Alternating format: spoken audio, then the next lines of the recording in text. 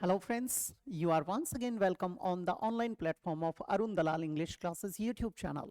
And today we are going to shift on our next paragraph of based on the topic close test. In this paragraph, we are going to discuss our machinage. ये जो आपके सामने मैं cloze test उठा रहा हूं, इनमें से ज़्यादातर आपके प्रीवियस ईयर क्वेश्चन पेपर्स में आ चुके हैं, तो हम इनको समझने की कोशिश करें। अभी आपके 5 मार्क्स के चल रहे हैं, फिर आपके 10 के आ जाएंगे, फिर हम इसको और ज़्यादा एक्सीड करते चले जाएंगे। तो इन छोटे छोटे पैराग्राफ्स में आपको काफ़ी कुछ सीखने को मिलेगा। तो देखते हैं बेटा अपने इस पैराग्राफ के अंदर क्या कहता है ये। The dash age is the age of machines. जो आज का युग है वो किस चीज का युग है बेटे? मशीन्स का।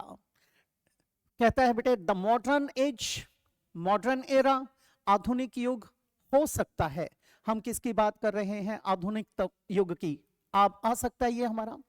फिर कहता है द न्यू एज, ये गलत हो जाएगा, नया गलत हो गया। अगर होता नियो क्लासिकल तो हम सोचते वहां पर न्यू को उठाया जा सकता था। फिर कहता है सिविलाइज्ड, बेटे we have been civilised for so many years, earlier for so many centuries, तो ये तो गलत हो जाएगा, ये तो गलत हो गया। प्रेजेंट एज, बेटे यहां पर प्रेजेंट एज आ सकता है, यहां पर मॉडर्न एज आ सकता है। बेटर कौन सा है? मॉडर्न को लें। नंबर 2 पर किसको लें? प्रेजेंट को। तो प्रेजेंट गलत हो जाएगा, हम कहां जाएंगे? Modern age. Is the age of machines from the dash.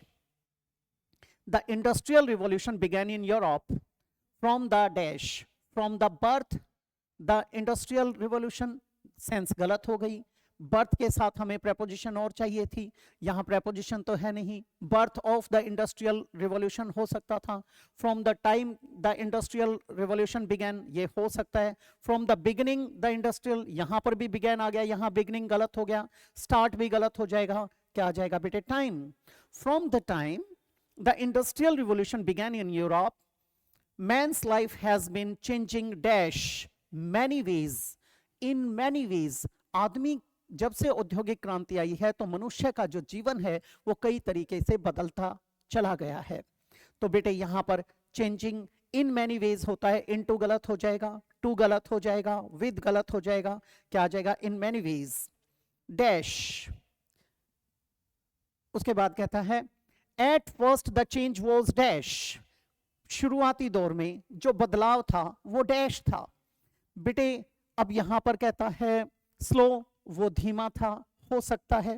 Steady, steady किसके लिए यूज करते हैं? कॉन्टिन्यूटी को बताने के लिए यूज करते हैं, ये तो गलत हो जाएगा। स्टेडीनेस की बात कहां की जाती है? जब कांस्टेंट किसी चीज में रेगुलर इंटरवल्स पे कोई काम हो रहा होता है तो उसके लिए स्टेडी का प्रयोग करते हैं, ये तो गलत हो गया हमारा। फास्ट, बेटे जब शुरू किया था तो जब कोई काम शुरू करते हो, जब कोई पायलट प्रोजेक्ट लेकर चलते हो तो उसमें कुछ खामियां रह जाती हैं, इसलिए प्रोग्रेस फास्ट नहीं हो सकती। वहां पर धीरे धीरे आगे बढ़ना होता है, उसको यूज करना सीखते हैं, उसके साथ कंपैटिबिलिटी बिठाने की कोशिश की जाती है, हम अपने आप को उसके प्रति ढालने की भी कोशिश करते हैं। तो फास्ट गलत हो जाएगा। स्टैग्नेंट, स्टैग्नेंट क्या होता है? जो स्थिरता की बात करता है। कई बार क्या कहा जाता है? Never ever be A stagnant pool in your life, otherwise you will start stinking. कभी भी एक ठहरे हुए ताल तलैया मत बनिए, नहीं तो पानी में सड़न शुरू हो जाएगी। स्टैटिक, स्टैग्नेंट का मतलब क्या होता है? जब ठहर जाता है, यानी नॉट डेवलपिंग, ग्रोइंग और यू कैन से चेंजिंग, उसके लिए स्टैग्नेंट का प्रयोग करते हैं, यानी स्टैटिक पोजीशन को बताने के लिए।